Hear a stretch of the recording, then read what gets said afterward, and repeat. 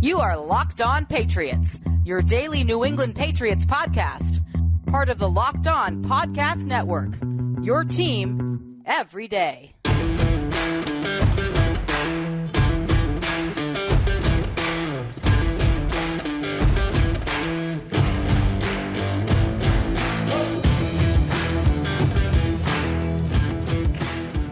This crossover Thursday episode is brought to you by PrizePicks, the easiest and most exciting way to play daily fantasy sports. Go to prizepicks.com/LockedOnNFL and use code LockedOnNFL for a first deposit match up to $100.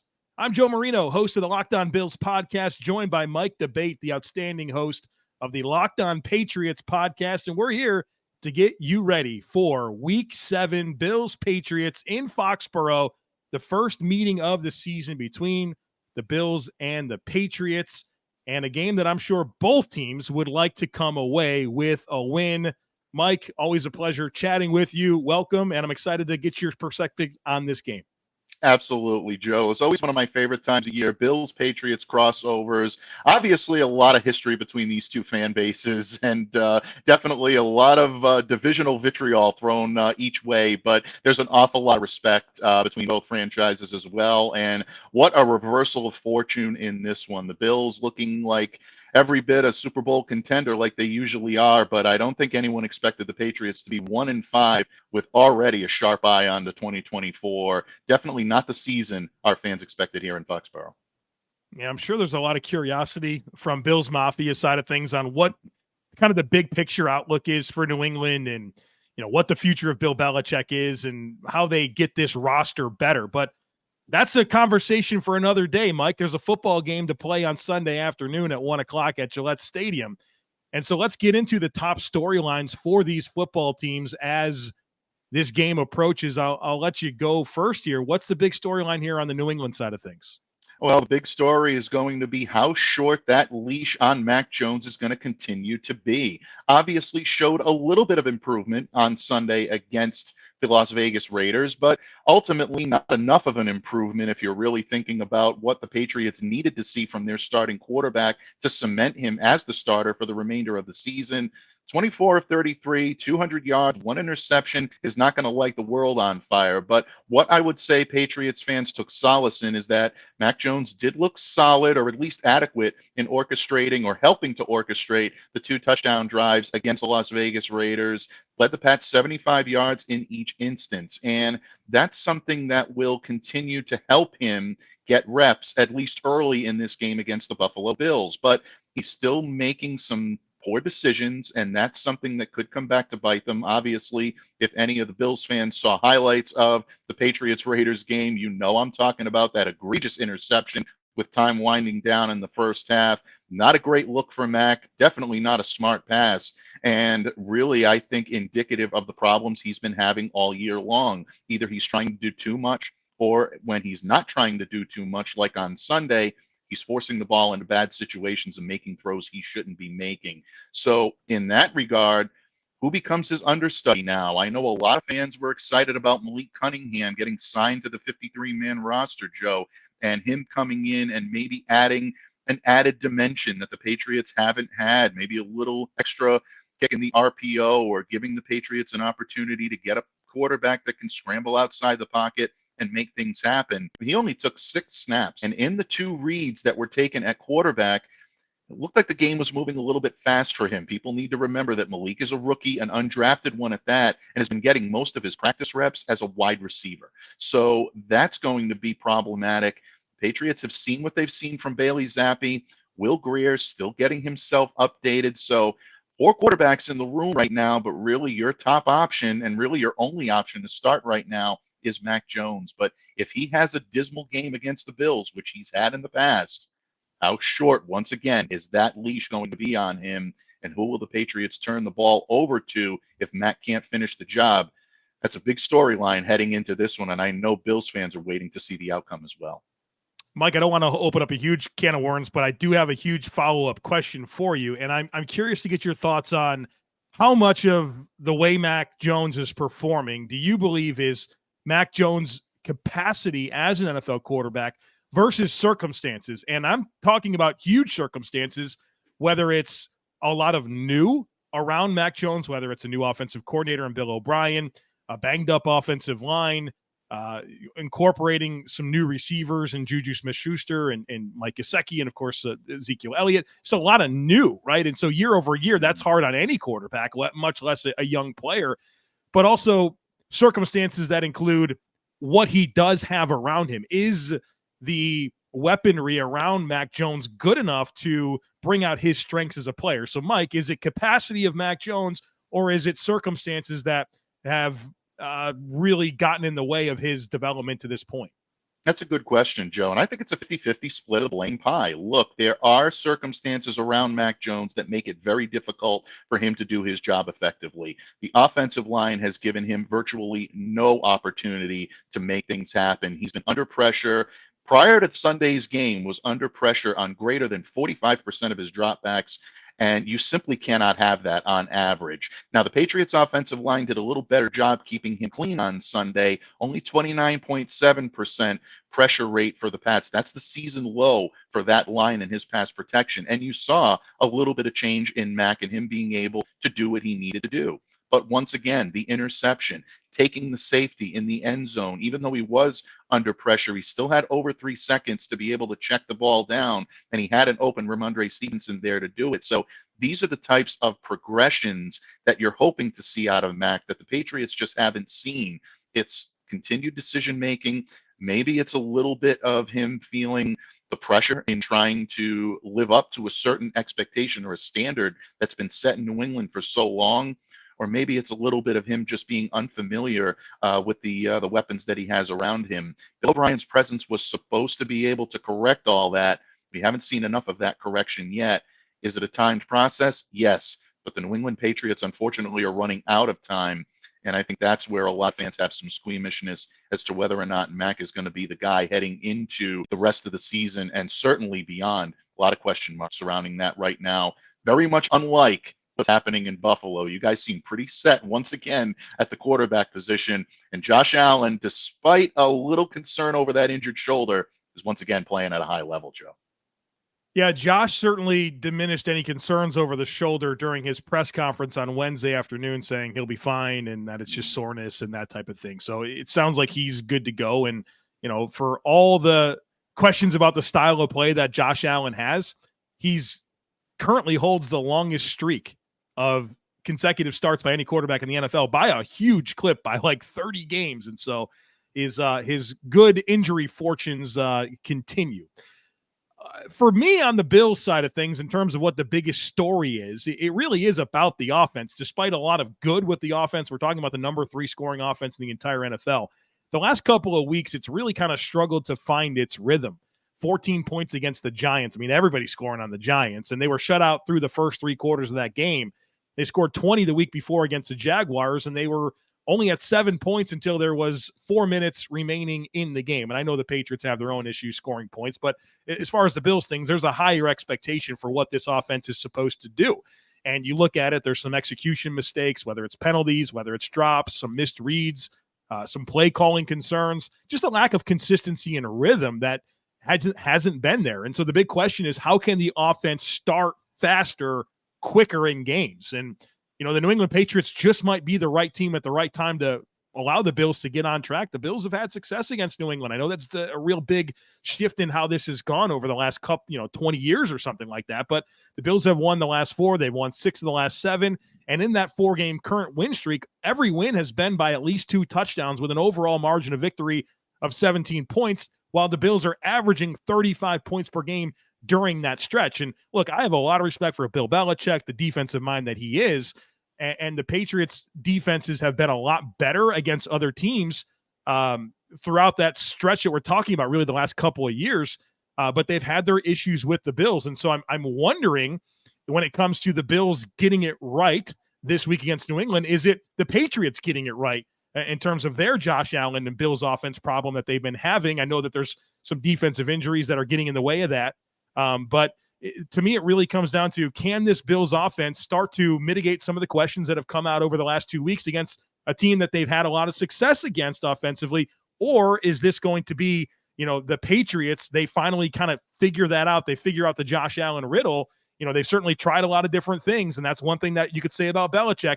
Every week that defense looks different, and it's tailored to that opponent. Well, eventually, potentially the greatest defensive mind in the history of the game, he's going to pull the right levers against Josh Allen. And so I'm really kind of curious who wins that battle this week. Do the Bills get their offense on track, or do the Patriots get their defense on track against the problem they've had with the Bills for the last couple of seasons?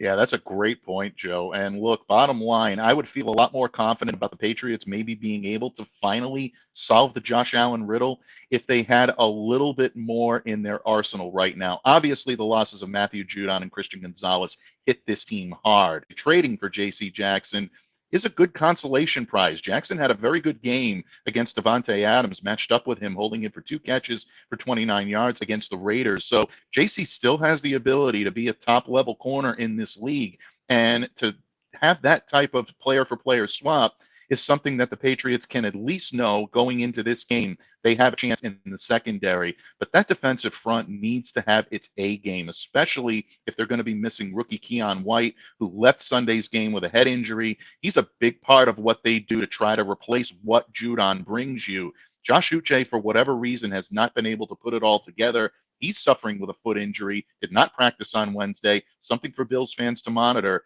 This is going to be interesting. The Patriots are missing a lot of bodies in that pass rush, and if they can't get any pressure or try to get any confusion into Josh Allen whatsoever, it's going to be a very long day for the New England Patriots and Gillette Stadium when the Bills come to town on Sunday. Well, we're going to get more into the matchups that will decide the game, but Mike, I know you want to tell everybody about an amazing brand, Bird Dogs.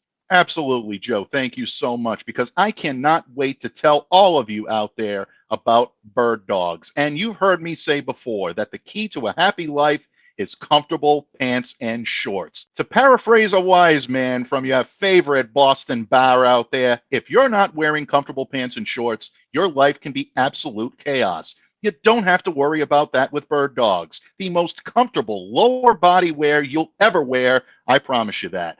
Bird Dogs make you look good. If they make me look good, they can make anybody look good. I own a pair of their joggers, and I can tell you without hesitation, they are my favorite pants. They have the perfect mix of fit and comfort, and even though it's hoodie season out there, we all know that shorts are an acceptable lower body wear during this time of year, really any time of year in New England. And Bird Dogs makes the best shorts I've ever owned. They keep you comfortable, they'll keep you cool in the summer, and guess what, folks? They'll probably even keep you warm in the winter. They fit way better than those regular shorts that are made of that stiff, restricting cotton. Well, Bird Dogs fixed the issue by inventing cloud knit fabric. It looks just like khaki, but it stretches to give you a way slimmer fit without having to sacrifice movement. It's the best of all worlds, so don't delay. Do it today. Go to birddogs.com/LockedOnNFL and enter the promo code LockedOnNFL at checkout for a free Bird Dogs water bottle with your order. That's birddogs.com/LockedOnNFL for a free water bottle at checkout. You won't want to take your Bird Dogs off. We promise you. All right, Mike, let's get into some of these matchups that will decide the game. And I'd like to start here, and I want to bring up Stefon Diggs, the Bills' #1 receiver, against J.C. Jackson and Jonathan Jones. And we know that the Bills are going to throw the ball to Stefon Diggs. If there's been anything that's true about the Bills, whether it's against New England or other teams, they throw the ball to Stefon Diggs, especially this year. I mean, the target percentage is pretty high, and there's a lot of success. I mean, Steph has 5 100-yard games already this season. He's been really productive. And I mean, there was a point in time against the Giants last week where I think 10 of Josh Allen's first 13 throws went to Stefon Diggs. That's his guy, right? That's his guy. And Steph's had success against the Patriots. He's had success against J.C. Jackson and Jonathan Jones. And so I think when I start to consider the matchups that are going to decide this game, it's, can Stefon Diggs continue to have that success, or is this the time that J.C. Jackson and Jonathan Jones really change that narrative? And do they play him differently? Do they try to maybe put one of them ISO'd up on Gabe Davis and double down on Steph Diggs and kind of space the field a little bit differently? I'm curious to find out. But if the Bills are going to get their offense where they want it to be, you know that Stefon Diggs is going to be the catalyst for it, and Josh Allen's going to throw him the football quite a bit. Absolutely, without any question. And the Patriots have to be ready for that. And this secondary, again, even with the presence of J.C. Jackson, is going to still struggle. This is a secondary that has its share of injuries as well. Marcus Jones is also on injured reserve with a torn labrum. Jonathan Jones is back in the lineup, but he is definitely still being hindered by an ankle injury that's kept him out of action for a few games this season. He was on the field on Sunday, but you can definitely see that he's clearly hampered by that. This is a matchup that I know Buffalo is going to be eager to exploit. Jack Jones looks like he may be activated for this game. He is designated to return. We'll see how he continues to look throughout the week on the practice fields. He can be a ball hawking corner, so that's one to keep an eye on, but he hasn't played a game yet this season. Normally, it takes you a little bit of time to get your legs back, and especially for a second-year corner, Joe, that's going to be difficult for him. And let's not forget, the Bills have a number of different weapons, whether it be Davis, no matter who is aligning in that offense for the Buffalo Bills.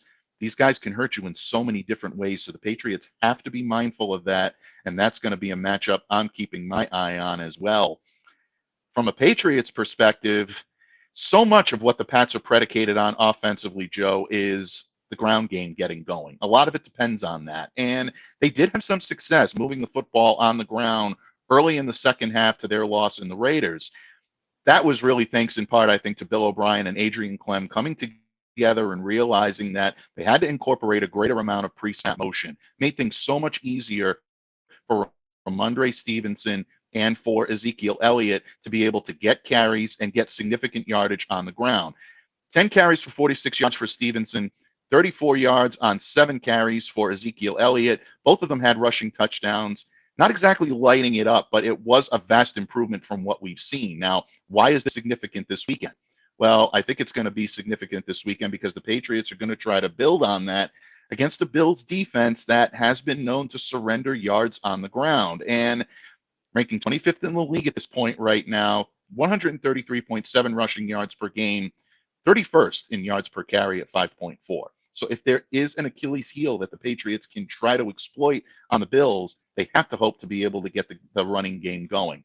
Now, a big reason for that, obviously, and you can say as well as anyone, the injuries to Matt Milano, Daquan Jones. That has definitely been a problem for the Buffalo Bills. Jacksonville, the Giants, both found success with both of these guys out of the lineup. So the Patriots are going to try to take a page out of that book and try to run the football. Now, the question is, can they get second-level success against Terrell Bernard, Tyrell Dodson? To me, the real question is the Pats' offensive line. Jordan Phillips, Ed Oliver, can they neutralize that offensive line, which has really been abysmal all season long for the Patriots? If they win that battle, it's going to help the Bills to contain the Patriots' running game.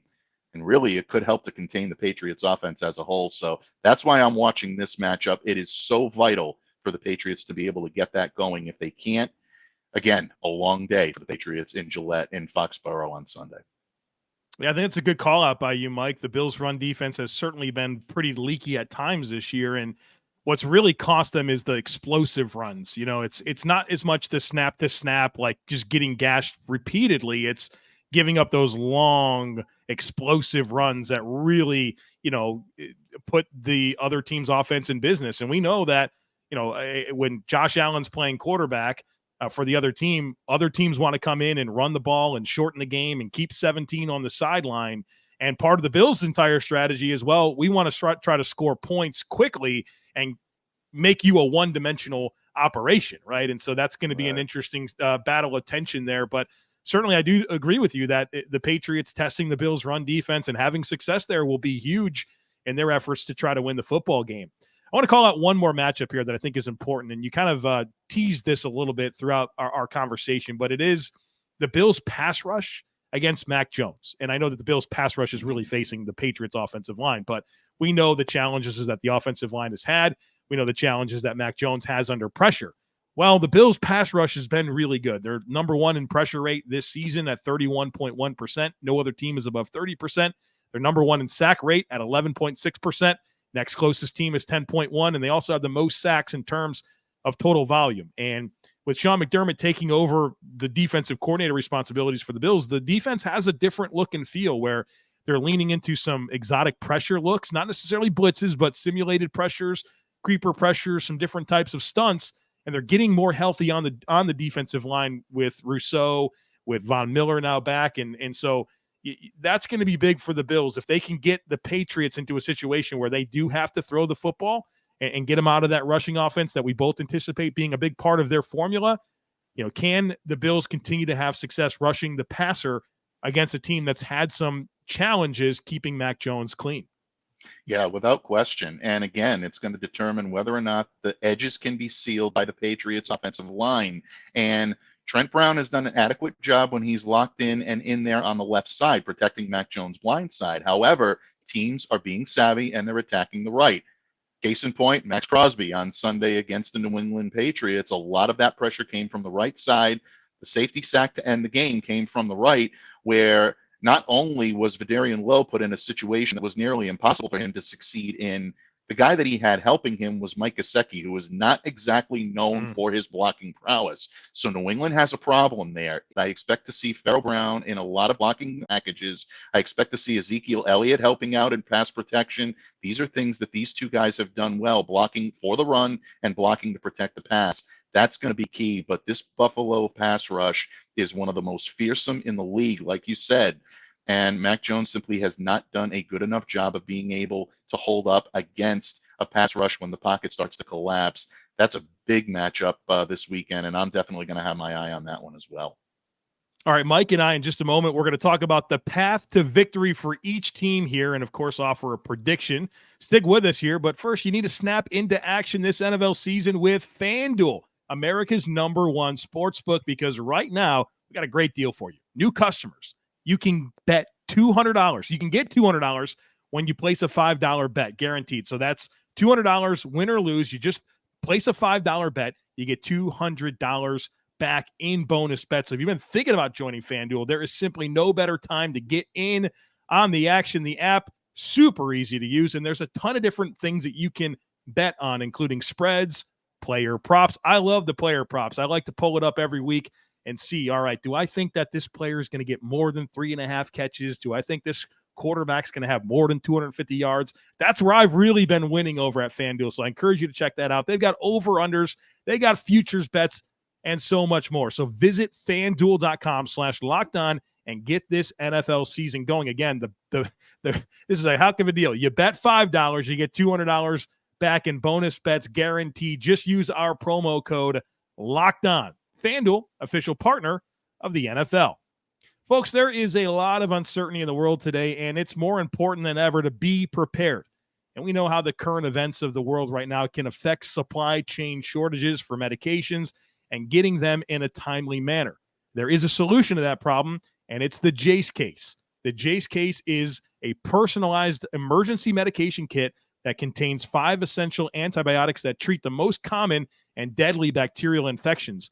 And you can actually now customize your case and add additional life-saving medications based on your own personal, unique needs. And look, Jase is constantly working to expand their medication offerings. In fact, they've recently added ivermectin as an option for the Jase case, and they can also supply you with a gift card. So you can give one to a family member or a loved one so they can get a Jase case of their own. So go to jasemedical.com and enter code LOCKEDON at checkout. That'll get you a $20 discount on your next order. Again, that's promo code LOCKEDON at Jase Medical, JASE medical.com. All right, Mike, let's get into it. What are the critical factors that need to be true for the New England Patriots to come away with a win? And look, the Bills are favored by, is it 8.5? It may have went up a little bit. The over-under is set at 41.5. That's I think if I read correctly, that's the biggest underdog that Belichick has been at home. So what do they need to do to get an upset, I guess, is the way we're looking at this. Yeah, not only is it the largest Bill Belichick underdog line, it is also the biggest deficit that they faced in 31 years being a home team. It's a long time since the Patriots have been this much of an underdog at home. And unfortunately, it's not a situation where we're looking at Mac Jones needs to get to 250 or 300 yards passing, or Patriots have to run the ball effectively 25, 30 times.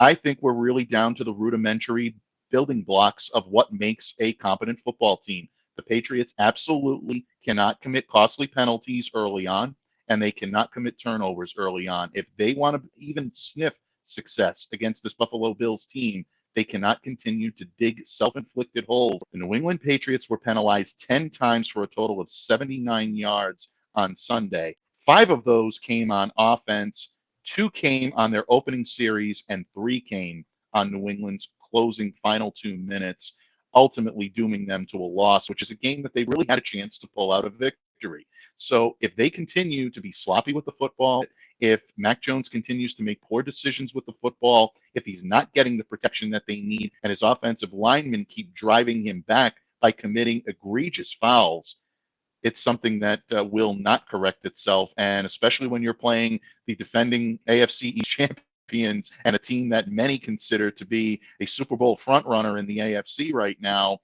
your margin for error is that much lower. Bill O'Brien alluded to this earlier this week, Joe. He told us very plain out, there's a small margin for error in the National Football League. It's not good to start the game with penalties. It's ridiculous. Patriots need to be more disciplined this week, limiting penalties and limiting turnovers. As basic as that sounds, that's where New England is right now. Well, Mike, we got to keep in mind this is a divisional game. I know that the Patriots season is not going well. Is 1-5. It's not good. But the reality is it's a division game. And we know that weird things happen in division games. Even look at the Patriots this year. Their win came against the Jets, right? A division game. And they limited Miami as well as any team has this year, right? I mean, there's something about familiarity. There's a lot of inventory of games between Sean McDermott and Bill Belichick now going back to when McDermott was hired in 2017. And so that familiarity is a big, big deal. And you just saw the Chiefs, they're playing Denver, and Denver's giving them all they can handle, right? And so you have to throw a lot of stuff out the window when it comes to division games, especially when you look at it from the Bills side of things. They're the road team here. It's always an interesting game, right? When those are the variables. And so I think for the Bills to get the win that I think many expect them to get, I think it starts with finding that offensive rhythm early. They allowed the Giants to stick around, and the Giants were 1 yard away from beating the Bills in Buffalo when Buffalo were they favored by 15.5 in the game, so that stuff, it matters, but does it? I'm sure that's locker room stuff. That's bulletin board material. If you're the Patriots, that you're this big of an underdog, and there's a prideful men. They don't want to lose a game. So I think you got to find that offensive rhythm early. And I think you have to keep the Patriots in an offensive rut. I mean, the Patriots have scored a total of 20 points in the last 3 games. They've scored 20 points once this year, and that was week 1. You can't let that offense wake up. And look, you're the Bills. You do have injuries. Trey White's out for the year. Matt Milano's out for the year. Daquan Jones is out. And Sean McDermott has done really good to keep the defense performing at a high level, but it needs to stay that way. This can't be the week that you allow the New England Patriots offense to wake up. And then I'll say this, and I know this kind of flies in the face of what you said, but I've watched enough Bill Belichick coach football to realize that he has a script, right? And I call it the Patriot script. And you can't fall into the Patriot script where they invite you to beat yourself. And I know that you talked about the Patriots beating themselves, but so much of what the Patriots have been able to do throughout their success is like allow other teams to do that, right? And the Patriots are always going to have those little wrinkles and X factors, whether it's special teams, right? We saw the block field goal against Miami. That certainly gave them a chance in that game. Remember last year, the Marcus Jones play, the first offensive snap he's ever on the field. It's a touchdown, right? Those things are coming. And so you have to not beat yourself. You have to be aware of the X factors and the margins that Belichick's going to try to find those advantages that he can try to scratch and claw, right? You can't turn over the ball. You got to win in the red zone, right? And so it's a lot of the same stuff that you're talking about, because we know this script, with this Patriot script, they will invite you to beat yourself, and you can't oblige to that. And I know that that's an important talking point on your side of things. And so I think that's what it comes down to. Offensive rhythm, keep that offense, the Patriots offense, in a rut, and don't fall into that Patriot script that really invites you to beat yourself.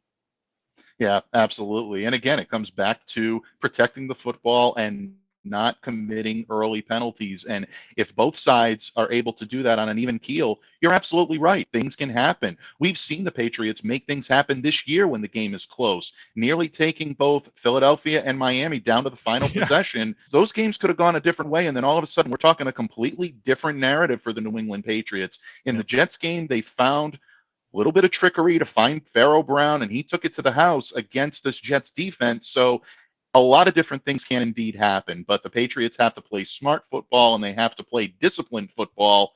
If the Buffalo Bills come in playing their A game, it's going to be a tough road for the Patriots no matter what. But I'm hoping that maybe we can prove some of those prognosticators and maybe the odds makers a little wrong and make this one a pretty good game on Sunday at Gillette Stadium. Mike, I got a 28-13 Bills. You're right about where I am as well. I have a 30-17 Bills coming out on top. Well, I would have predicted the 30 for the Bills, but again, the way that their offense has started the last couple of games, and Belichick and his whatever he's got cooking for his defense, you just never know. And it's funny, Josh Allen even said that this week. He's like, we know that the Patriots are such a week-to-week team. Like, we have an idea of what we think they're going to be, but you don't know until you show up. It's a different game every time. So yeah, should be interesting, Mike. Not the last time these two teams will meet up this year. So we'll get this one out of the way. We'll do it again in a few months here. And always a pleasure talking with you and getting everyone ready for Bills Patriots. So folks, that's it for us today, but it's not it for us this week. So make sure that you are staying dialed in to Locked On Patriots and Locked On Bills for more coverage to get ready for Sunday afternoon. For Mike Debate, I'm Joe Marino. Thank you so much for being here. As always, we kindly ask that you share, subscribe, rate, and review, and we look forward to catching up with you again real soon.